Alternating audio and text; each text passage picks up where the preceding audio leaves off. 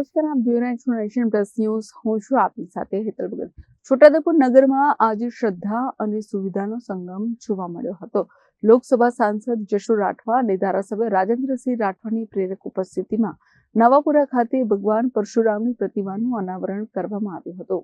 છોટાઉદેપુર નગરપાલિકા દ્વારા દેશની સંસ્કૃતિ અને વિરાસતને જાળવવાના હેતુથી નવાપુરા પોસ્ટ ઓફિસ ચોક ખાતે ભગવાન પરશુરામની ભવ્ય પ્રતિમા સ્થાપિત કરવામાં આવી હતી, જેનું લોકાર્પણ સાંસદ જશુ રાઠવા અને ધારાસભ્ય રાજેન્દ્રસિંહના હસ્તે શાસ્ત્રોક્ત વિધિ સાથે કરવામાં આવ્યું હતું.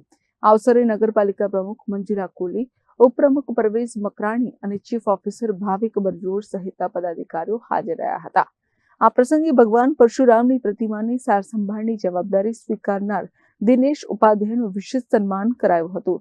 તેમજ સમગ્ર બ્રહ્મ સમાજે મહાનુભાવોને વધાવ્યા હતા.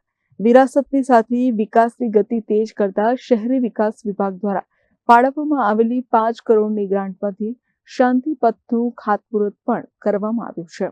નગરના મુખ્ય પ્રવેશદ્વાર એવા ફતેપુરાથી લઈને સબજેલ સુધીના આ માર્ગને આઇકોનિક રોડ તરીકે વિકસાવવામાં આવશે. આ રોડ તૈયાર થવાથી નગરની ટ્રાફિક સમસ્યા હળવી થશે અને વિસ્તારની કાયાપલટ થશે. છોટાઉદેપુરની ઐતિહાસિક નગરી માટે એક ખૂબ મહત્વનો દિવસ છે.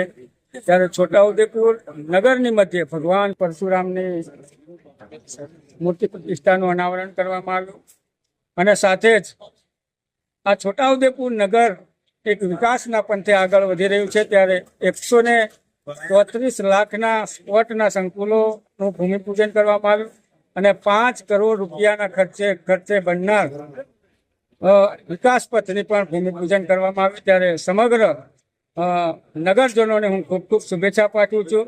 અને આ કાર્યક્રમમાં મારી સાથે આ વિસ્તારના સન્માનિત ધારાસભ્ય રાજેન્દ્રસિંહ રાઠવા, નગરપાલિકાના પ્રમુખ આદરણીય મંજુલાબેન, ઉપપ્રમુખ પરવેશભાઈ અને બ્રહ્મ સમાજના પ્રમુખ એવા હરીશભાઈ વકીલ ઉપસ્થિત રહ્યા અને મોટી સંખ્યામાં નગરજનો પણ ઉપસ્થિત રહ્યા.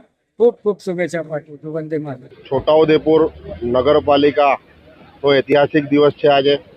આજે ગુજરાત સરકારે છોટાઉદેપુર નગરપાલિકાને 10 કરોડની ગ્રાન્ટ પેટે જે ભેટ આપેલી છે તેનું આજે અમે ખાતમુહૂર્ત અને લોકાર્પણ કરવાનો પ્રસંગ આજે છોટાઉદેપુરમાં થયું. આ પ્રસંગે હું રાજ્યના મુખ્યમંત્રી શ્રી ભૂપેન્દ્રભાઈ પટેલ, છોટાઉદેપુરના સાંસદ શ્રી જશુભાઈ, ધારાસભ્ય શ્રી રાજુભાઈ અને તમામ મારા કોર્પોરેટરશ્રીઓનો ખૂબ ખૂબ આભાર માનું છું. આ પ્રસંગે જે ખાતમુહૂર્તનું આજે આ દિવસ આવ્યો એ રાજ્ય સરકારે છોટાઉદેપુર નગરને અને સમગ્ર જિલ્લાને અલગથી ગ્રાન્ટ આપીને આ આઇકોનિક રોડ, શાંતિપથ રોડ જેને કહેવામાં આવશે, આનું નામ શાંતિપથ છે. આ રોડનું જે જૂની આરટી ઓફિસથી જેલના ગેટ સુધી આ રોડ ડેવલપ થવાનું છે. એની સાથે સાથે છોટાઉદેપુર નગરની અંદર પ્રથમવાર સ્પોર્ટ્સ સેન્ટર, આ સ્પોર્ટ્સ સેન્ટરનું પણ આજે ખાતમુહૂર્ત થયું. 1 કરોડ ને 35 લાખના ખર્ચે એ બનવા જઈ રહ્યું છે અને 10 લાખ રૂપિયાના ખર્ચે પોસ્ટ ઓફિસની આગળ જે સર્કલ હતું એનું આજે લોકાર્પણ થયું. આ પ્રસંગે હું નગરપાલિકા વતી સૌનું ખૂબ ખૂબ આભાર વ્યક્ત કરું છું. Rehan Patel, Nation Plus News, Chhotaudepur. સમાચારોના સતત અપડેટ મેળવવા માટે અમારી નેશન પ્લસ ન્યૂઝની યુટ્યુબ ચેનલને સબસ્ક્રાઇબ કરો, બેલ આઇકન દબાવો અને જોડાયેલા રહો ફેસબુક, ઇન્સ્ટાગ્રામ અને ટ્વિટર પર.